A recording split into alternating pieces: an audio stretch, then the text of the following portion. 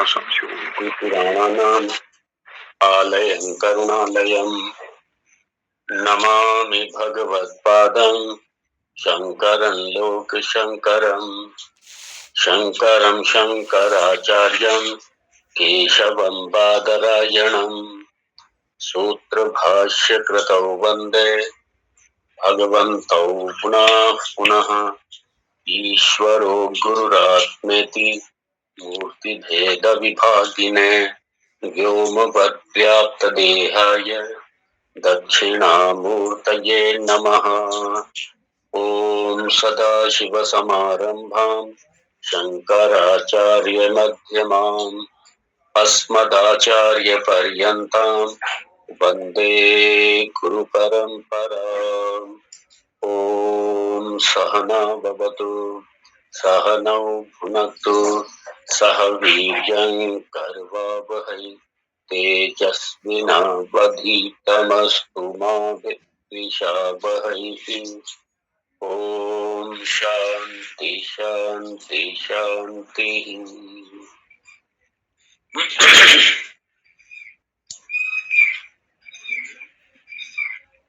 अखण्डं सच्चिदानन्दम् अवाङ्मनसगोचरम् आत्मानं महिलाधारम् आश्रये अभीष्टसिद्धये।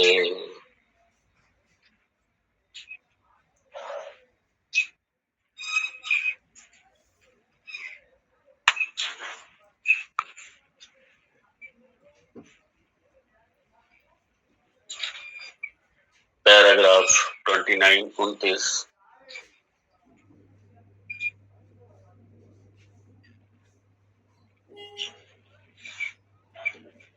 तदुक्तं द्विधा विधाय चैकैकं चतुर्धा प्रथमं पुनः स्वस्वेतरद्वितीयांशैः योजनात् पञ्च पञ्चते।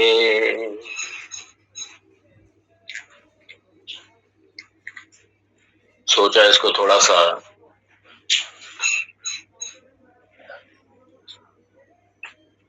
ये पूज्य स्वामी विद्यारण्य जी महाराज, जिनका वेदांत में भगवान शंकराचार्य के बाद में ऐसा कहा जाता है कि स्वामी विद्यारण्य जी का बड़ा ही अनूठा योगदान है वेदांत के लिए।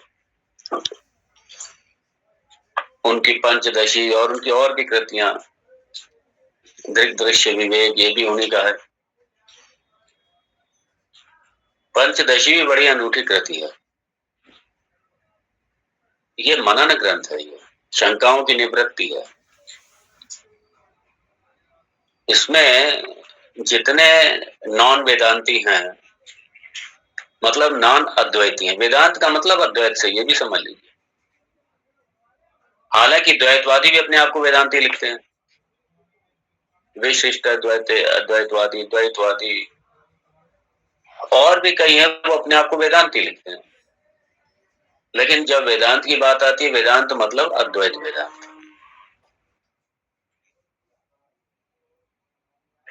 और अद्वैत वेदांत में परम पूज्य, परम श्रद्धेय, प्रातः स्मरणीय श्री विद्यानंद स्वामी जी, जो श्रृंगेरी मठ से रहे, बड़ा योगदान है। और पंचदशी को ही यहाँ पे देखिए, सम्मान देखिए अपनी परंपरा का। परम पूज्य सदानंद जी, ये स्वामी विद्यानंद जी के बहुत बाद में हुए, लेकिन उनका प्रमाण दे रहे हैं। पहले तो उनका ही प्रमाण दिया और अगले मंत्र में ब्रह्म सूत्र का प्रमाण देंगे, अगले मंत्र में देंगे। और वो ये कहना चाह रहे हैं कि ये मेरी अपनी कृति नहीं है, ये मेरी अपनी कोई कल्पना नहीं है। हमारे महापुरुषों ने जो हमको दिया है वही हम आपको दे रहे हैं। और अगले मंत्र में उपनिषद का भी प्रमाण देंगे और ब्रह्मसूत्र का भी प्रमाण देंगे। ब्रह्मसूत्र मतलब भगवान व्यासाचार्य जी।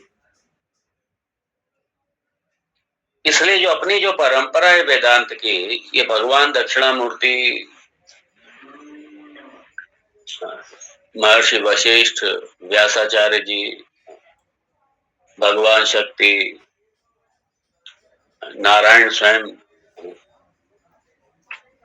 ये सुखदेव जी भी, ये भी अपनी परंपरा के ही हैं, वेदांत की अद्वैत परंपरा के ही हैं।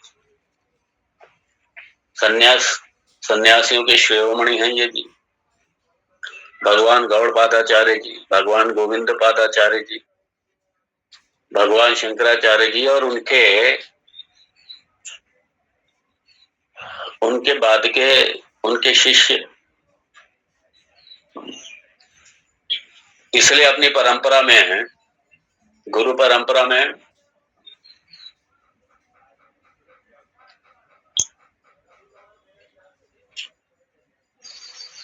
दिव्य गुरु, सिद्ध गुरु और मानव गुरु, ये वशिष्ठ आदि, ये सारे दिव्य गुरु, व्यास वशिष्ठ आदि ये सारे दिव्य गुरु में आते हैं सब। सिद्ध गुरु भगवान शंकराचार्य जी की परंपरा तक, ये उसके बाद में ये सिद्ध गुरु हैं। और भगवान शंकराचार्य जी के बाद में, उसके बाद में ये मानव गुरु। विद्या में कहीं कोई परिवर्तन नहीं है, ज्ञान में कोई परिवर्तन नहीं है। वही विद्या जो भगवान दक्षिणामूर्ति की, भगवान शिव की या भगवान नारायण की जो चली आ रही है, विद्या वही है। और इसलिए यहाँ शास्त्रकार परम पूज्य सदानंद जी महाराज, जो इस शास्त्र के रचयिता हैं, वो भी इसी परंपरा को नमन करते हुए, और ये बड़ी स्पष्ट बात है कि ये जो हमारे सदानंद जी महाराज हैं, हमारे पूज्यपाद, ये भी इसी परंपरा के हैं।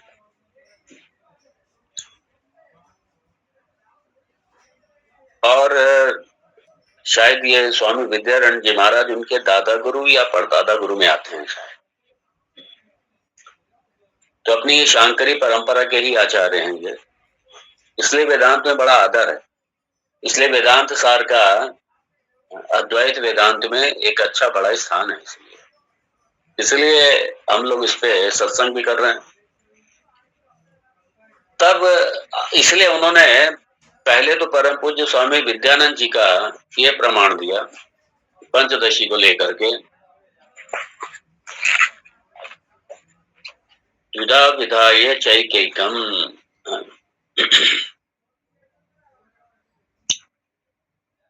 आप कह रहे हैं ये जो पंचदशी है, पंचदशी में भी ये पंचीकरण का उल्लेख किया गया है। मैं कोई ये पंचीकरण की ये कोई नई प्रक्रिया मैं नहीं दे रहा, ये पंचीकरण का तो उल्लेख ये पंचदशी में भी है। परम पूज्य स्वामी विद्यानंद जी महाराज जी ने दिया है, और जो उनकी बात है वही मैंने रखी है। जो उनकी बात है वही बात मैं आगे बढ़ा रहा हूँ, उसी बात को मैं रख रहा हूँ मैं। इसलिए मैं कोई नया ये कोई कंसेप्ट आपको नहीं दे रहा हूं मैं।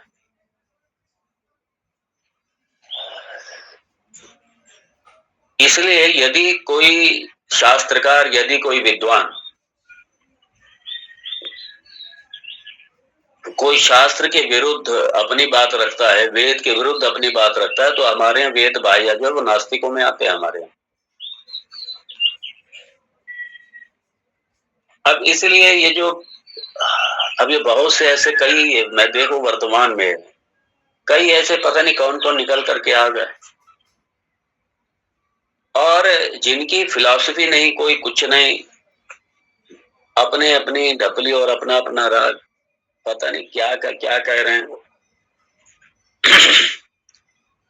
अब ये ठीक है, जो अनजान लोग हैं उनमें तो चल जाएगा ये, और अनजान लोगों की भीड़ ज्यादा है।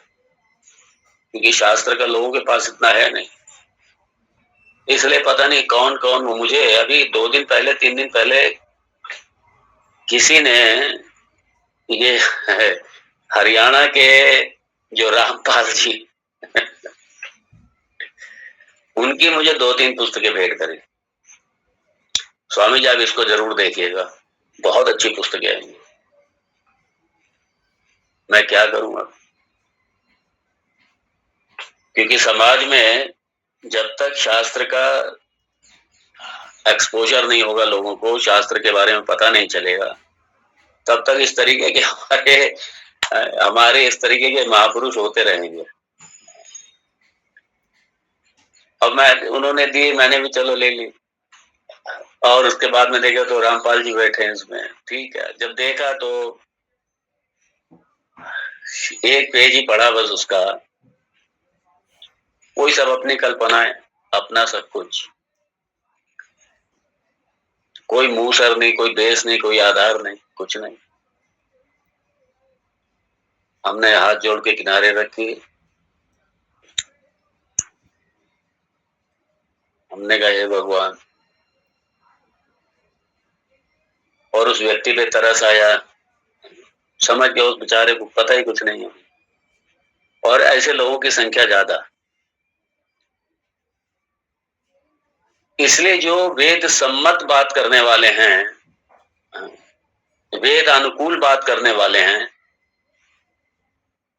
जो लॉजिकल है, लॉजिकल होना चाहिए, वेद सम्मत होना चाहिए, लॉजिकल होना चाहिए।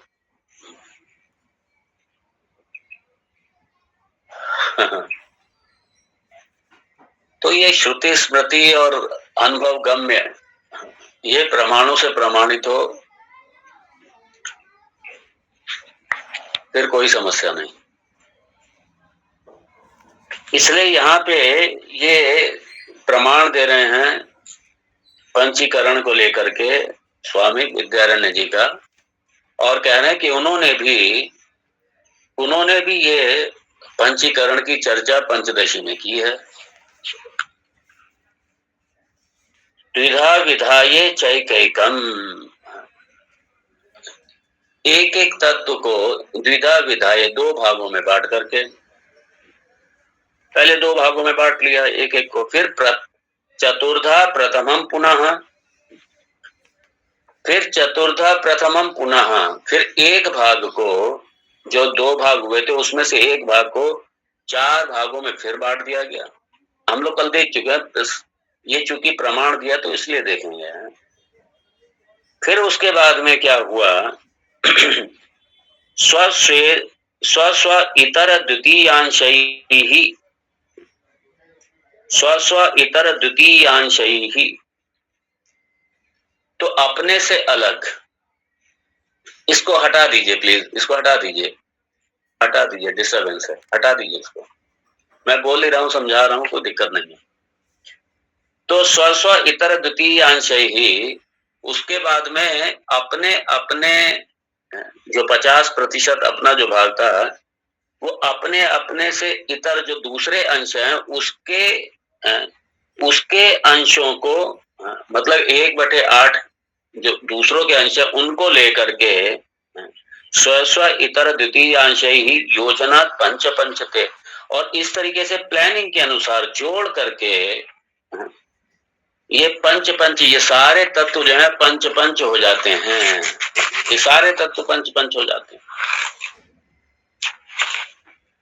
और जब ये सारे तत्व पंच हो गए तो इसका मतलब क्या है, ये ध्यान दीजिए, ये जो आप पृथ्वी देख रहे हैं ना, इसमें खाली पृथ्वी तत्व नहीं है, इसमें 12.5% इसमें आकाश भी है, 12.5% इसमें वायु भी है, 12.5% इसमें जल भी है, और 12.5% इसमें अग्नि भी है। तो बाकी के जो चारों तत्व हैं वो भी इस पृथ्वी तत्व में हैं, लेकिन पृथ्वी प्रधान है इसलिए पृथ्वी कह दिया। ये जो आपको आकाश दिखाई दे रहा है, इसमें आकाश में जल भी है, इसमें पृथ्वी भी है 12.5%। अब आपको आकाश में पृथ्वी नहीं दिखाई देगी, जल नहीं दिखाई दे रहा,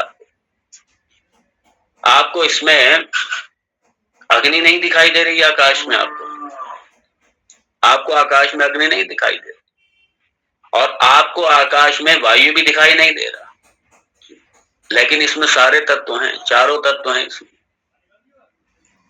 लेकिन आकाश प्रधान है इसलिए आकाश कह दिया। ऐसे ही अग्नि में भी, अग्नि में पृथ्वी भी है, अग्नि में आकाश भी है, अग्नि में वायु भी है, अग्नि में जल भी है। आप कहेंगे अग्नि में जल कैसे? अग्नि में जल भी है। क्योंकि स्थूल जो हुआ पहले सूक्ष्म था, सूक्ष्म से जब स्थूल हुआ तभी ये इंद्रिय गोचर हुआ, तभी ये इंद्रियों को दिखाई दे रहा है। और इंद्रियों को ये सारे तत्व क्यों दिखाई दे रहे हैं? क्योंकि ये जो सारी हमारी इंद्रियां हैं ये इन्हीं स्थूल तत्वों से बनी हैं। ध्यान देना, ये मतलब ये जो हमारे स्थूल, मैं स्थूल शरीर की बात कर रहा हूँ, गोलकी की बात कर रहा हूँ, तो इसलिए ये सारे तत्व जो है, पांचों तत्व, कहने को तो एक तत्व दिखाई दे रहा है आकाश, लेकिन आकाश में एक तत्व नहीं है।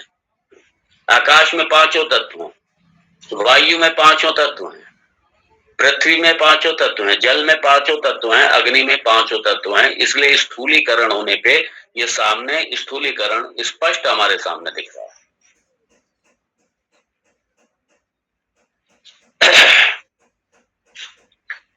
बड़ा सुंदर है। अब वो दूसरा प्रमाण दे रहे हैं,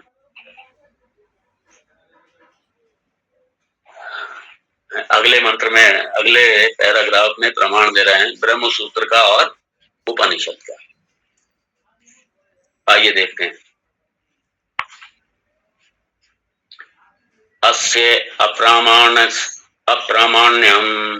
न आशंकनीयम त्रिवत्करण श्रुतेः पंचीकरणस्य अपि उपलक्षणत्वात्।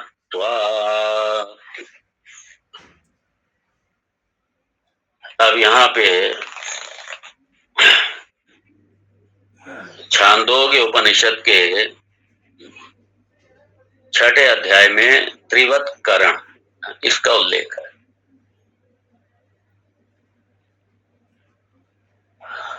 जैसे पंचीकरण, त्रिवत्करण, ये छांदोग्य में इसका उल्लेख, और वहां पे तीन तत्व,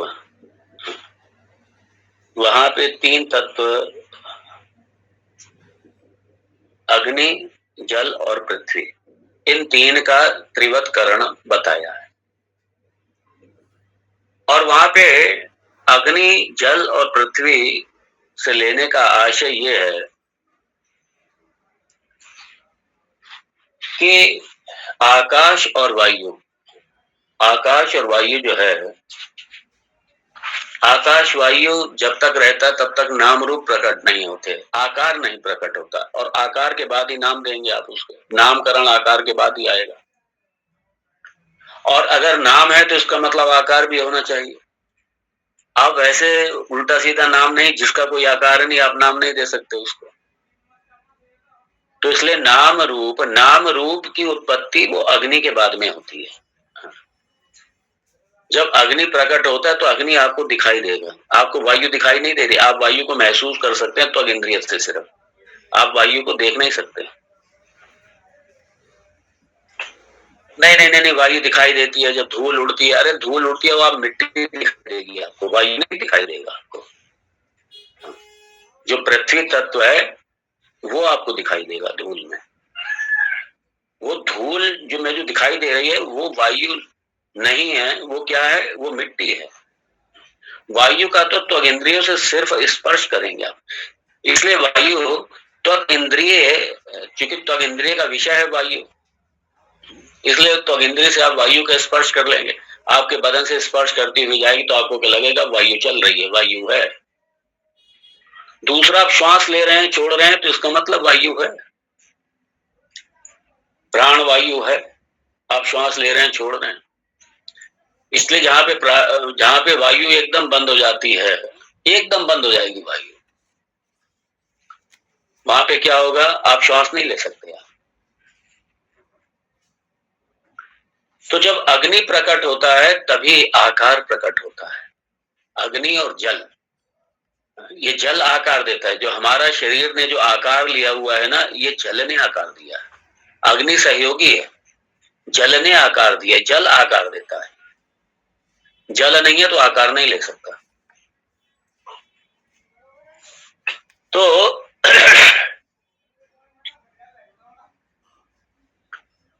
इसलिए जो छांदोग्य उपनिषद का त्रिवत्करण है, उसमें ये मंत्र आता है, जो सत नामक जो परम देवता है, जो ब्रह्म है, जो आत्म है, उसने क्या ईक्षण किया? क्या ईक्षण किया? कि मैं जीवात्मा रूप से तेज मतलब अग्नि, जल और पृथ्वी, इन देवताओं में प्रविष्ट होकर के नाम और रूप के रूप में अभिव्यक्त हो जाऊं। तो चूंकि नाम रूप में अभिव्यक्त होना चाहते हैं वो, और आकाश और वायु का इसलिए उल्लेख नहीं किया क्योंकि वो नाम रूपात्मक अग्नि के बाद में ही शुरू होता है, आकार अग्नि के बाद में ही शुरू होता है। इसलिए इच्छा करी कि मैं नाम रूप की अभिव्यक्ति करूं, और नाम रूप कहां से होगा? अग्नि से शुरुआत होगी, अग्नि, जल और वायु, पृथ्वी।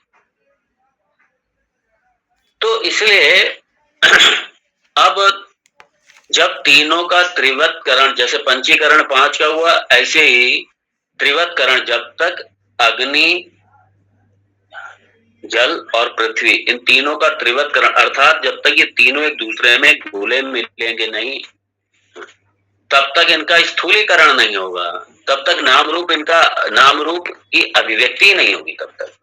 इसलिए त्रिवत्करण, ये इसलिए वहां पे त्रिवत्करण किया, तीनों का स्थूलीकरण, ग्रॉसिफिकेशन, त्रिवत्करण, वहां पे इन तीनों का त्रिवत्करण करके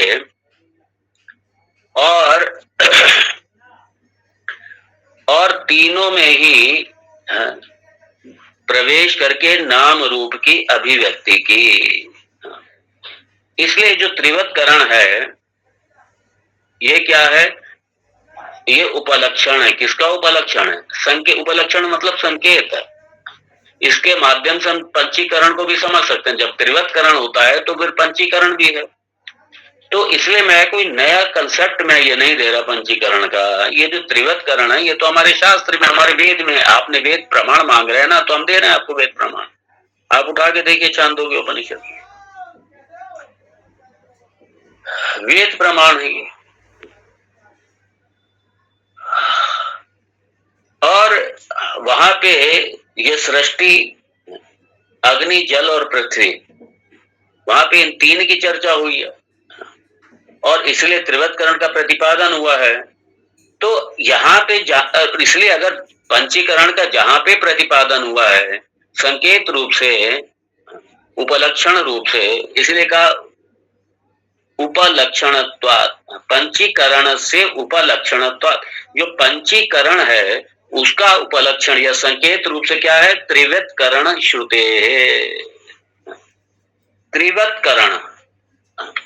इसलिए जो त्रिवत्करण है, पंचीकरण के जैसे त्रिवत्करण जो श्रुते है, श्रुते मतलब जो छांदोग्य उपनिषद में जो त्रिवत्करण का वर्णन है, उसके माध्यम से हम पंचीकरण भी समझ सकते हैं। इसमें कौन सी बड़ी बात है? और अगर आप कहते हैं फिर आकाश और वायु कहां से ले आए आप? अगर आप हमसे ये कहते हैं कि आकाश वायु कहां से ले, वहां तो अग्नि, जल और पृथ्वी की चर्चा है, वहां आकाश और वायु की तो है नहीं। तो फिर आप तैत्तिरीय उपनिषद का उदाहरण देख लीजिए, वहां तो पंच तत्वों की ही चर्चा है, वहां तो आकाश की चर्चा है या नहीं है? हाँ, वहां है आकाश। तो ठीक है, वहां आकाश वायु, वहां पंच तत्वों की चर्चा है, तो पंच तत्वों का वहां से ले लीजिए आप, और त्रिवत्करण के माध्यम से आप पंचीकरण का ले लीजिए। तो इसमें आपको क्या समस्या, क्या है आपको? ये शास्त्र प्रमाण है इसका, और मैं शास्त्र की बात कर रहा हूं मैं।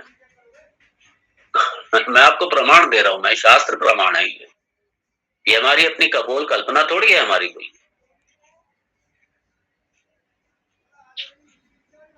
तो तो इसलिए पंचीकरण की जो प्रक्रिया है ये हमारा ये हमारी कल्पना नहीं है, इसलिए कहा अस्य अप्रामाण अप्रामाण्य अप्रामाण्यम न आशंकनीयम। अस्य मतलब ये जो पंचीकरण की प्रक्रिया है इसका इसके ऊपर आप शंका ना करें। ना आशंकनीयम, इसके ऊपर शंका नहीं करनी चाहिए आपको या किसी को भी। क्यों? क्योंकि त्रिव्रत करण श्रुते है, ये त्रिव्रत करण ये श्रुति का है त्रिव्रत करण, और ये क्या है? उपलक्षण है, संकेत रूप से आप देख सकते हैं इसको पंचीकरण के प्रमाण के रूप में। पंचीकरण से अति पंचीकरण के प्रमाण के रूप में आप त्रिवेदकरण छांदोग्य उपनिषद का भी देख सकते हैं आप। और रही सवाल पंचतत्वों की, तो आप पांच तत्व आप तैत्तिरीय उपनिषद के पांच तत्वों को देख सकते हैं आप। इसलिए कहा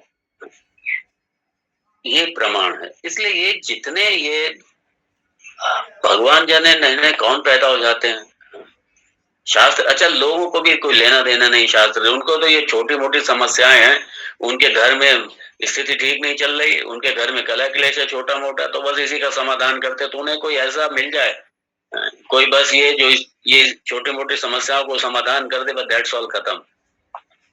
और उसकी आड़ में, चूंकि उसकी आड़ में फिर वो अपनी कपोल कल्पित पता नहीं कौन कौन से दर्शन और फिलॉसफी और भगवान जाने क्या जोड़ देते हैं वो सब। और उनके गुरु कोई नहीं, ये बड़ी समस्या है। ये समस्या यही है, उनके गुरु कोई नहीं है। और किसी का उल्लेख अगर गुरु के रूप में कर भी देंगे तो इसलिए ताकि लोग ये ना समझें कि ये निगुरे खुद हैं और हमें हमारे गुरु बन रहेंगे। तो ये बड़ी एक और है, क्योंकि हमारे सनातन धर्म में क्या है, हमारे यहाँ थोड़ी फ्रीडम है और लोग भोले वाले हैं, कहीं शास्त्रों का कहीं कुछ है नहीं। बस ज्यादा छोटा मोटा थोड़ा कीर्तन कर लिया भगवान का, बस मंदिर चले गए, दर्शन कर लिए, बस यहीं तक है धर्म के नाम पे, बस यहीं तक है।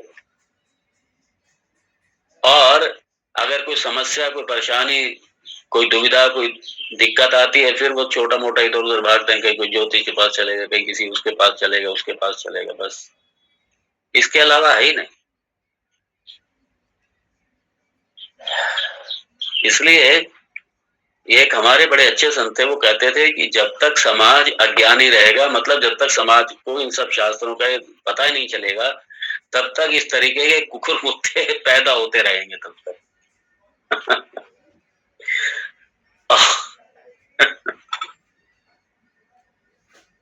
इसलिए साउथ में इस तरीके के नहीं ज्यादा पैदा होते हैं। हाँ, साउथ क्यों, वहां पे शास्त्रों का थोड़ा बहुत लोगों को है, इसलिए वहां ये इस तरीके के ये पता नहीं कौन कौन जो अब तो नाम भी नहीं याद आ रहे हैं, आप लोग ज्यादा जानते होंगे।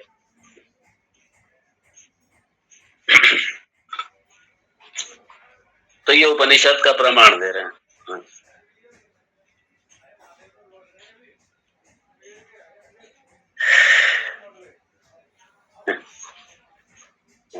और वहां जो त्रिवतकरण है उसमें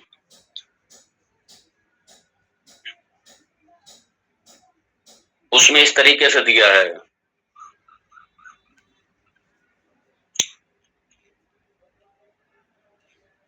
कि 50% अपने पास रखा, जैसे अग्नि ने 50% अपने पास रखा और 25% ये जल को दिया और पृथ्वी को दिया। इस तरीके से तीनों ऐसे करते, 50% अपना रखा और बाकी का जो 50% है वो दो भागों में बांट दिया। तो ये त्रिवतकरण है वहां पे। और उसके बाद में क्या है, तीनों का त्रिवतकरण हो जाता है, स्थूलीकरण हो जाता है, और उसके बाद में वहां से सृष्टि उत्पन्न होती है। पहले उनका स्थूलीकरण हुआ और फिर उसके बाद में, क्योंकि देखिए जब पंच महाभूत आएंगे तभी स्थूल सृष्टि होगी, तभी स्थूल सृष्टि में क्या, स्थूल देह की सृष्टि होगी, तभी स्थूल शरीर तो तभी होगा जब ये पंच जब ये महाभूत पंच महाभूत जब इनकी सृष्टि होगी तब जाकर के स्थूल शरीर की सृष्टि होगी, वरना सृष्टि नहीं होगी स्थूल शरीर की।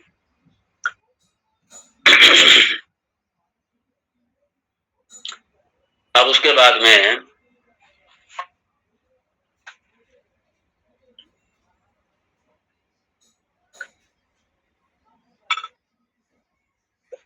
ये आइए देखें, पंचानाम पंचात्मकत्वे समाने अपि तेषु च वैशेष्यात्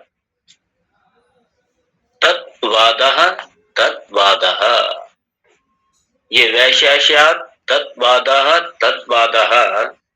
ये ब्रह्म सूत्र का है। ये इति न्यायेन आकाशादि व्यपदेशः संभवति। ये ब्रह्म सूत्र का ये दूसरा अध्याय, चौथा सेक्शन, चौथा खंड और 22वां सूत्र, ये चौथे सेक्शन का दूसरे अध्याय का अंतिम सूत्र है। इसलिए यहाँ पे ये तद्वादः जहां पर रिपीटिशन अंतिम शब्द का आ जाए वो समझ लीजिए कि उस सेक्शन का, उस अध्याय का वो क्या है, वो अंतिम शब्द है, उसका समापन है वहां पे, उस अध्याय का समापन है वहां पे। इसलिए ये अंतिम सूत्र है। और इस सूत्र में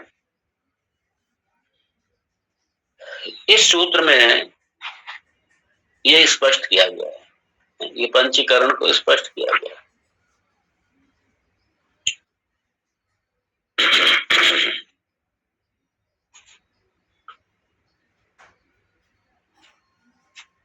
अब इसलिए वो कोट कर रहे हैं ब्रह्म सूत्र को,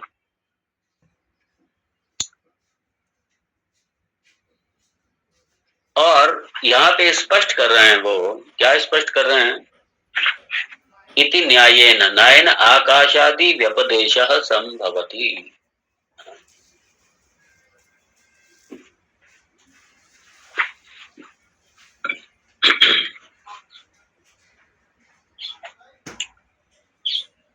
इसलिए जो तत्व है, जैसे पहले भी मैंने कहा, जो आकाश तत्व है उसमें आकाश क्या है, आकाश प्रधानता से है, प्रीडोमिनेंट आकाश है उसमें। बाकी के जो तत्व हैं वो प्रधानता से नहीं है, वो प्रधानता से नहीं है, वो मुख्यता नहीं है, वो सहायक है। बाकी मुख्य रूप से क्या है, आकाश है। ऐसे पृथ्वी में मुख्य रूप से पृथ्वी है, ऐसे ही जल में मुख्य रूप से जल है, ऐसे ही अग्नि में मुख्य रूप से अग्नि है, वायु में मुख्य रूप से अग्नि है। और बाकी के जो तत्व हैं वो क्या है, वो बाकी के तत्व मुख्यता से नहीं है, वो सहायक के रूप में, सहायक तत्व हैं बाकी सारे।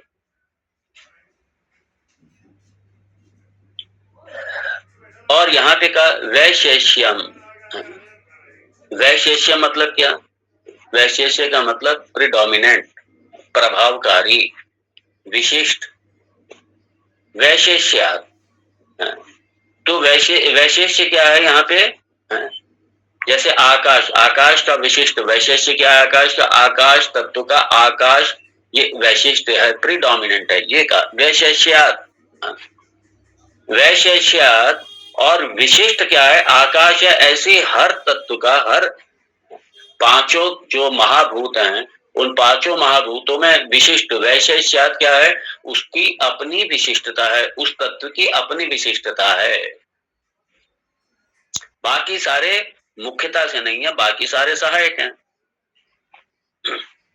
क्योंकि अपने अपने ये पांचों तत्वों में वैशिष्ट क्या है, 50% उनका अपना हिस्सा है, इसलिए वैशेष्यात्, विशिष्ट हैं वो सारे। और सूत्र है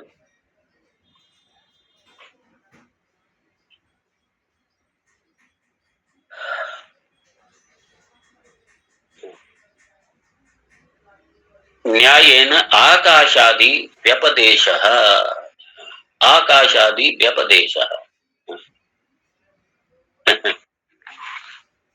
तो वैशिष्ट किसका है? आकाश का।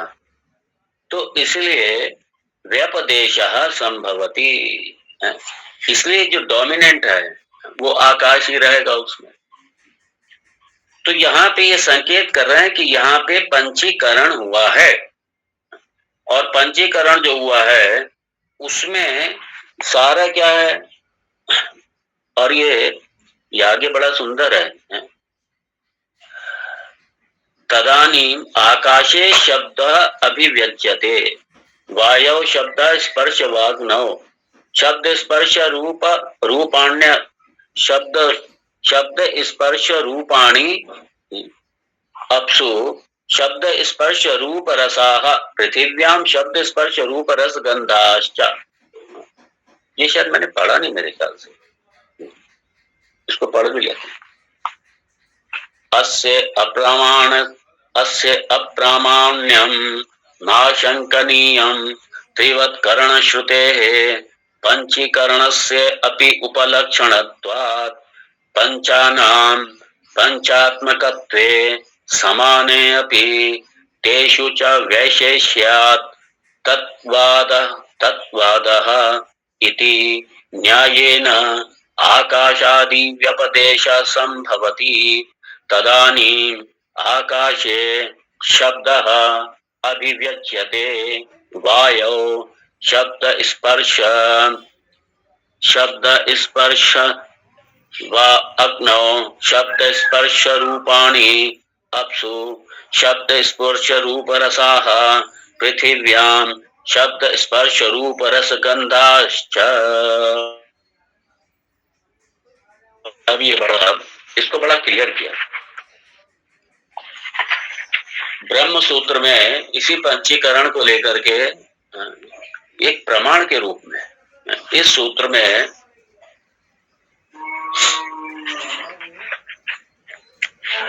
इसी पंचीकरण का प्रमाण दिया है। किन्होंने? भगवान व्यासाचार्य जी ने। भगवान व्यासाचार्य जी ने इसी सूत्र में यह प्रमाण दिया है। न्याय मतलब लॉजिकल,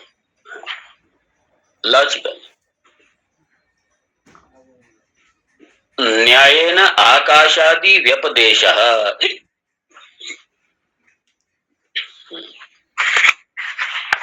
आकाशादि व्यपदेशः। आकाश प्रिडोमिनेंट है, आकाश प्रिडोमिनेंट है। व्यपदेशः संभवति। अब आगे तदानीम आकाशे शब्द अभिव्यज्यते, यहाँ पे पंचीकरण का प्रमाण दे रहे हैं।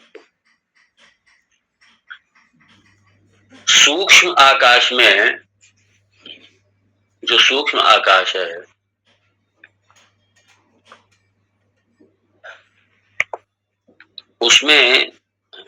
उसमें शब्द की अभिव्यक्ति नहीं होती। क्यों? क्योंकि सूक्ष्म आकाश में अभी सृष्टि ही नहीं होती। जब पंचीकरण हुआ, और पंचीकरण में आकाश में चूंकि पृथ्वी भी है, आकाश में अग्नि भी है, आकाश में वायु भी है, आकाश में जल भी है, इसलिए तदानी मतलब जब एक बार जब ग्रॉसिफिकेशन हो जाता है, स्थूलीकरण हो जाता है, अर्थात आकाश महाभूत रूप से अभिव्यक्त हो जाता है, और जितने भी जो सूक्ष्म तत्व हैं, ये चारों बाकी के, वो भी जब स्पष्ट रूप से स्थूल हो जाते हैं, उसके बाद में क्या होगा? फिर ये उपलब्ध रहेंगे हमारे सेंसरी परसेप्शन के लिए, अर्थात हमारे सामने अनुभव करने के लिए, हमारे सामने इंद्रिय गोचर होने के लिए अभिव्यक्त हो जाते हैं। तब ये क्या होता है? जो सूक्ष्म है उसमें कुछ भी परसेप्टेबल नहीं होता, उसमें कुछ भी अनुभव नहीं कर सकते, क्योंकि उसमें अनुभव करने वाला जो जीव है वही नहीं होता उसमें। वही नहीं होता उसमें। तो यद्यपि आकाश शब्द गुण है सूक्ष्म तत्व में यद्यपि आकाश उसका गुण है, लेकिन शब्द उसका गुण है, लेकिन वो शब्द उपस्थित नहीं है। किसके लिए? इंद्रिय गोचर होने के लिए, इंद्रियों का विषय होने के लिए उपस्थित नहीं है। जब ग्रॉसिफिकेशन हो जाता है, यहाँ पे ध्यान दीजिए, ये ग्रॉसिफिकेशन का प्रमाण दे रहे हैं, स्थूलीकरण का प्रमाण दे रहे हैं, ये पंचीकरण का प्रमाण ये ब्रह्म सूत्र के माध्यम से सिद्ध कर रहे हैं, स्पष्ट कर रहे हैं कि भगवान व्यासाचार्य जी ने भी इसको स्पष्ट किया। और जब स्थूलीकरण हो जाता है पंचीकरण के बाद में, तब क्या है, फिर वो इंद्रिय गोचर हो जाता है। और यहाँ पे हर तत्व का एक इंडिकेटर हो जाता है, एक लिंग हो जाता है, इंडिकेटर हो जाता है। लिंग मतलब इंडिकेटर, एक प्रतीक हो जाता है। क्या प्रतीक हो जाता है कि वो तत्व है या नहीं है, उसका एक प्रतीक हो जाता है, वो प्रमाण हो जाता है। एक और हर तत्व का एक विशेष गुण हो जाता है, हर तत्व का विशेष गुण हो जाता है। जैसे जो पहला तत्व जो आकाश है, स्थूलीकरण के बाद इसका विशेष गुण क्या है? इसका विशेष गुण है शब्द। इसलिए कहा तदानीम आकाशे शब्द अभिव्यज्यते। आकाश में शब्द की अभिव्यक्ति होती है, शब्द उपस्थित हो जाता है, शब्द गुण उपस्थित हो जाता है। कब? जब स्थूलीकरण हो जाता है आकाश का, तो शब्द उसका गुण हो जाता है, शब्द उसमें उपस्थित हो जाता है। इसलिए कहा तदानीम आकाशे, आकाश में शब्द अभिव्यज्यते, आकाश में शब्द जो है अभिव्यक्त हो जाता है। क्या प्रमाण है? आपके श्रोत्र प्रमाण है, वो सुन रहे हैं, वो शब्द को सुन रहे हैं। इसलिए शब्द अभिव्यज्यते, शब्द क्या उपस्थित हो जाता है। अब आप देखिए,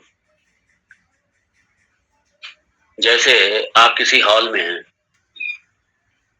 और गूंज एकदम से सुनाई देगी आपको, बोलिए गूंज सुनाई देगी,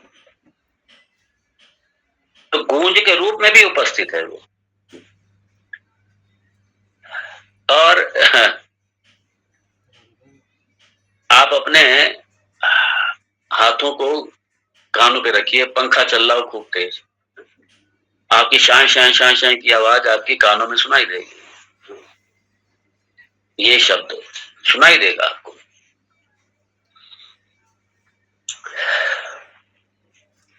तो ये शब्द क्या है, ये आवाज क्या है, अभिव्यक्त हो जाएगी। तो इसलिए आकाश जो है, इसका विशेष गुण क्या है? शब्द। इसका शब्द जो है, इसका विशेष गुण है शब्द अभिव्यज्यते। फिर वायहो, वायो शब्द स्पर्श व नौ, शब्द स्पर्श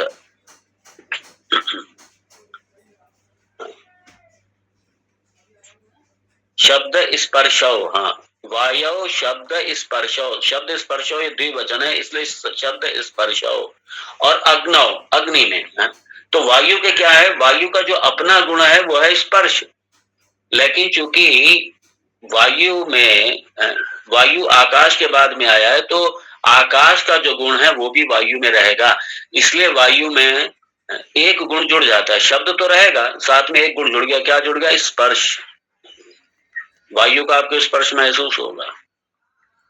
ये कब हुआ? पंचीकरण के बाद हुआ। और वायु का अपना गुण क्या है? तो जो ये शब्द गुण है वायु में आता है, ये वायु का अपना गुण नहीं है, बल्कि ये आकाश का गुण है, वायु में आ जाता है। दूसरे शब्दों में वायु शब्द रूप जो है वो आकाश से उधार लेता है, शब्द गुण जो वायु का है अपना नहीं है। वायु का अपना एक ही गुण है और वो है स्पर्श। बाकी का जो शब्द गुण है वो आकाश से उधार लेता है, आकाश का उसमें आ जाता। तो इसलिए जो वायु का जो मुख्य गुण है वो स्पर्श है और जो शब्द गुण है वो सामान्य गुण है। मुख्य गुण उसका अपना स्पर्श है। तो विशेष गुण क्या है? शब्द स्पर्श, और सामान्य गुण है वायु का शब्द। इसलिए कहा वायु शब्द स्पर्शाः, वायु का जो गुण है शब्द और स्पर्श। अब अग्नौ, अग्नि का गुण क्या है? शब्द स्पर्श। शब्द स्पर्श जो है, देखिए, इसलिए अग्नि जब जलेगी कई बार आपको अग्नि की आवाज भी आएगी, अग्नि की आवाज भी आएगी, अग्नि की और आवाज भी आएगी, अग्नि का स्पर्श। अग्नि का स्पर्श तो सबको महसूस होता है सबको अनुभव होगा अग्नि के स्पर्श का कुछ किसी किसी को अनुभव ऐसा होगा वो भूलेगा नहीं कि इतने भयंकर तरीके से जले होंगे कभी कभी। भगवान ना करे ऐसा हो किसी के साथ। इसलिए कई बार दिखाते हैं वो अग्नि से जल गए थे, वो आग से जल गए थे और उनके निशान पड़े होते हैं जिस्म पे, वो जिंदगी भर नहीं भूल पाते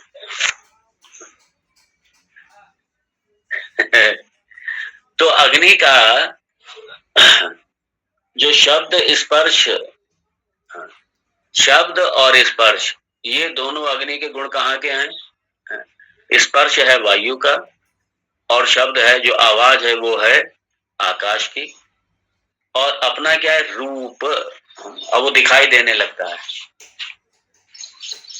शब्द, अग्नि का जो अपना रूप है, अग्नि का जो अपना गुण है, जो अपना गुण है वो है रूप। इसलिए रूप की अभिव्यक्ति आकाश की में नहीं होती, वायु में नहीं होती, रूप की अभिव्यक्ति होती है जाके अग्नि में। इसलिए अग्नि दिखाई देने लगता है। आप आंखों से देख सकते हैं अग्नि की, अग्नि लपटें निकल रही है अग्नि चारों तरफ, आप आंखों से देख सकते हैं अग्नि को। अग्नि कई रंग के साथ में आप स्पष्ट रूप से देखिए अग्नि को, रूप प्रकट हो जाता है अग्नि का। रूप मतलब क्या? कलर, रंग, रूप रंग भी तो होगा रूप के साथ में। इसलिए रूप रंग, ये अग्नि का ये अपना, अग्नि का ये अपना गुण क्या है? रूप रंग। और शब्द और स्पर्श के कहां से आया? शब्द स्पर्श लिया इसने, शब्द लिया आकाश से और स्पर्श लिया वायु से। इसलिए शब्द स्पर्श रूप, ये तीन गुण संपन्न हो गई अग्नि। और इसलिए अग्नि को आप देख सकते हैं। अग्नि आपकी जो त्वग इंद्रिय है वो भी देखेगी और कान से इसके शब्द भी सुनाई देंगे, और रूप आपकी आंखों से ये रूप भी दिखाई देगा। तो तीन इंद्रियों के द्वारा अग्नि को अनुभव किया जा सकता है। आकाश को एक इंद्रिय द्वारा अनुभव किया जाएगा, वायु को दो इंद्रियों के द्वारा अनुभव किया जाएगा, और अग्नि को तीन इंद्रियों के द्वारा अनुभव किया जाएगा। अग्नि को आपकी जिह्वा चख नहीं सकती, और जो घ्राण इंद्रिय वो स्वाद का पता नहीं लगा सकता, दोनों नहीं। इसलिए अग्नि सिर्फ तीन इंद्रियों से ही आप अनुभव करेंगे। आप स्वाद अग्नि का आपको नहीं पता कि अग्नि का स्वाद कैसा है। क्यों? क्योंकि अभी जल तक तो नहीं आया, अभी जल नहीं आया, इसलिए स्वाद नहीं है। अग्नि तीन इंद्रियों का विषय। कौन कौन सा अग्नि? शब्द स्पर्श रूप। शब्द कानों का, श्रोतेंद्रिय का, और स्पर्श आपके त्वग इंद्रिय का, और रूप आपकी आंखों का। तो इसमें तीन इंद्रियां ही अग्नि को महसूस कर सकती हैं सिर्फ। अब कहा अपसु रूपाणी, रूपों का। शब्द स्पर्श रूपाणी, ये अग्नौ, ये अग्नि का हो गया। और अपसु में शब्द स्पर्श रूप रसाः। अब जल जो है, जल वेरी इंटरेस्टिंग। जल आपकी चार इंद्रियों का, आप जिह्वा, जिह्वा से स्वाद, जब जल होता है, जल से ही स्वाद होता है। अग्नि तत्व तक कोई स्वाद नहीं। वायु का क्या स्वाद है आपको नहीं पता, अग्नि का क्या स्वाद है आपको नहीं पता, और आकाश का क्या स्वाद है ये जिह्वा को नहीं पता। तो जब जल तत्व आता है तभी स्वाद आता है, रस। ये रस जो है जल के बाद में ही होगा। इसलिए जिह्वा, ध्यान दीजिए, जिह्वा जिह्वा आवाज भी करती है, जिह्वा आवाज भी करती है। जिह्वा जल का स्वाद भी पता लगाती है। जिह्वा को अग्नि का भी एहसास होता है, ध्यान देना, और जिह्वा को स्पर्श का भी एहसास होता है। इसलिए जिह्वा में चारों तत्वों के गुण आ जाते हैं। जिह्वा में चारों तत्व के गुण आ जाते हैं, अर्थात जिह्वा चारों तत्वों का अनुभव कर लेती है, चारों तत्वों का अनुभव कर लेती है। लेकिन पृथ्वी का अनुभव जिह्वा को नहीं होता। गंध जो है वो पृथ्वी का गुण है, और गंध जिह्वा नहीं ले सकती। गंध जो है वो ना तो आपकी आंखें ले सकती हैं गंध, ना आपके कान गंध ले सकते हैं, ना त्वग इंद्रिय गंध ले सकती है, ना आपकी जिह्वा गंध ले सकती है। क्यों? अभी पृथ्वी नहीं आई।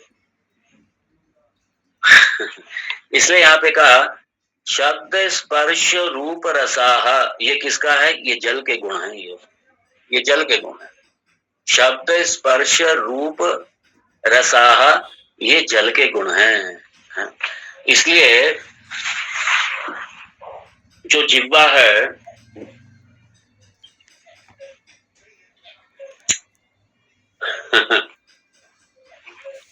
जो जिह्वा है उसको चारों का अनुभव होता है, उसको चारों का अनुभव होता है।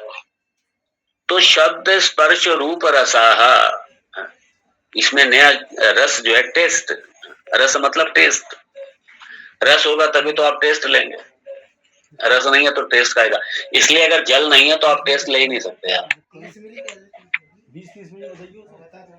जल आते ही टेस्ट होगा, जल आते ही टेस्ट होगा। जल नहीं है तो टेस्ट नहीं। वायु का कोई टेस्ट नहीं, अग्नि का कोई टेस्ट नहीं।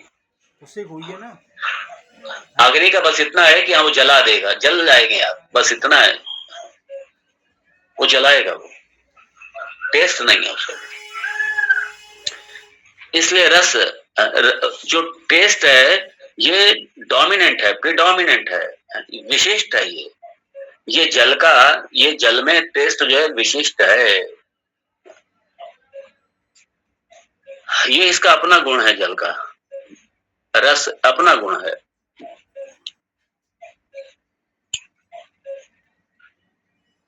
और इसमें ही सारे, जल में ही, रस में ही, जल में ही सारे टेस्ट समाये हुए हैं, सारे टेस्ट इसी की वजह से सारे टेस्ट।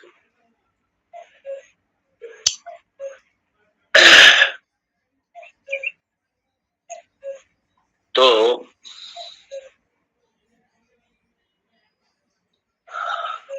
जो रस है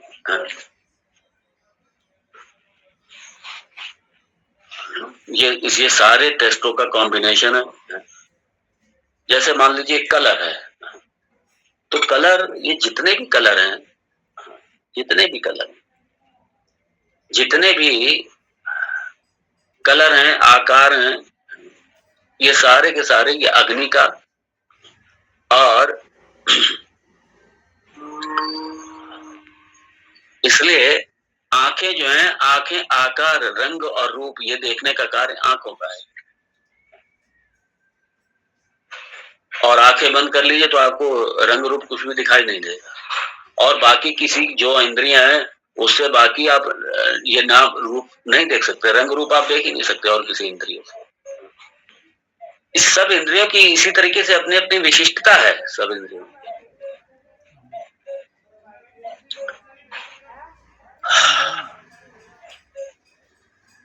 और ऐसे ही रस जो है इसका विशेष गुण है किसका? जल का। अब ध्यान दीजिए, शब्द विशिष्ट गुण है, इसलिए वैशेष्यात से पकड़ो इसको। शब्द विशिष्ट गुण है किसका? आकाश का। स्पर्श विशिष्ट गुण है किसका? वायु का। और रूप है, नाम रूप, ये रूप नाम रूप आकार, रूप आकार, ये कलर रूप आकार, ये किसका विशिष्ट गुण है? ये अग्नि का है। और जिह्वा का क्या है विशिष्ट गुण? ये रस है। तो ये ध्यान दीजिए, तो जब आकाश से वायु में आएंगे तो आकाश का गुण भी वायु में आ जाएगा, और वायु से जब जल में अग्नि में आएंगे तो आकाश और वायु का गुण भी अग्नि में आ जाएगा, और जब जल पर आएंगे तो आकाश वायु अग्नि इनका भी गुण सारा जल में आ जाएगा, जल में आ जाएगा। रसाहा, और रस किसके द्वारा पता चलेगा? आपको जिह्वा के द्वारा। शब्द स्पर्श रूप रसाहा। अब उसके बाद में पृथ्व्याम, पृथ्वी का क्या होगा? गंध, ये तो उसका अपना गुण हो गया पृथ्वी का, गंध ये पृथ्वी का गुण है।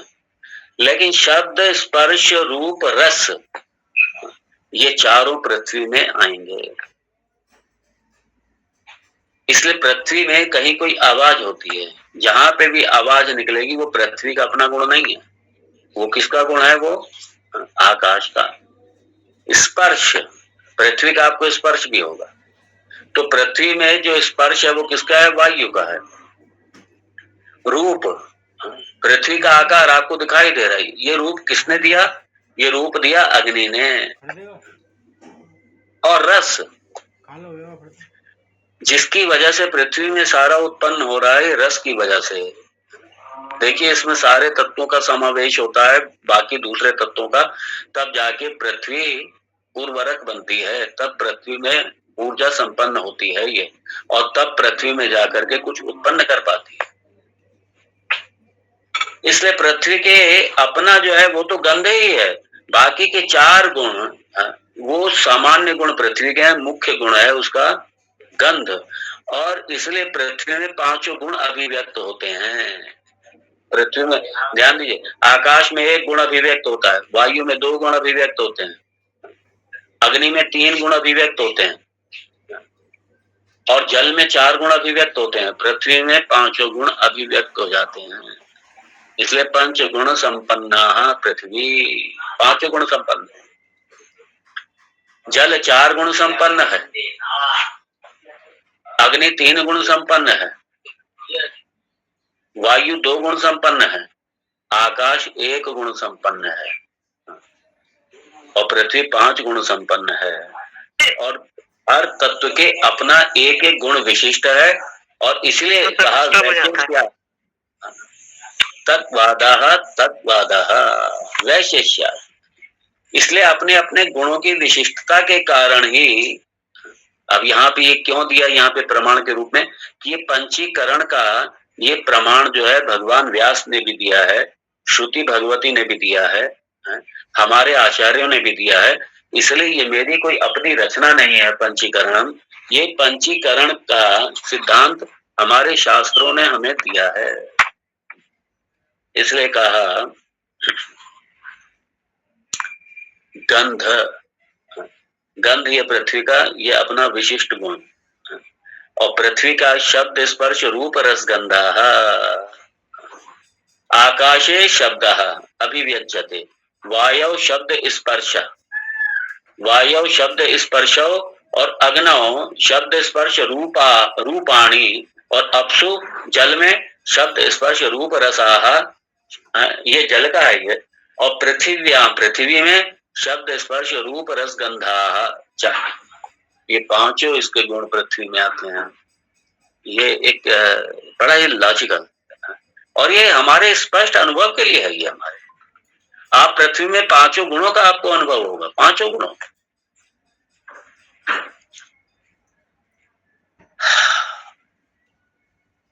ये पंचीकरण की ये प्रक्रिया। और इसके बाद में अब चूंकि ये पांचों तत्व निकल करके आ गए, अर्थात 5 महाभूतों की उत्पत्ति हो गई। अब उसके बाद में जाकर के उसके बाद में जीवन आएगा, जीव आएंगे, सारे लोक बनेंगे। उसके बाद में पांचों तत्व होंगे, तभी सारे 7 अपर लोक और 7 डाउन लोक, ये सबकी उत्पत्ति होगी इन्हीं 5 महाभूतों के आने के बाद में। बड़ा सिस्टम से चल रहा है ये सारा, और आगे देखेंगे कल के सत्र में। ओम तत्सत। ओम पूर्णमदः पूर्णमिदं पूर्णात् पूर्णमुदच्यते पूर्णस्य पूर्णमादाय पूर्णमेवावशिष्यते। ओम शांति शांति शांति। हरि ओम। श्री गुरुभ्यो नमः। हरि ओम। स्पेस और आकाश दोनों एक ही है भाई। स्पेस हिंदी में, अंग्रेजी में कहते हैं, आकाश हिंदी में कहते हैं। आकाश और स्पेस दोनों एक ही है। ठीक है, चलिए कल मिलते हैं पुनः। ओम तत्सत।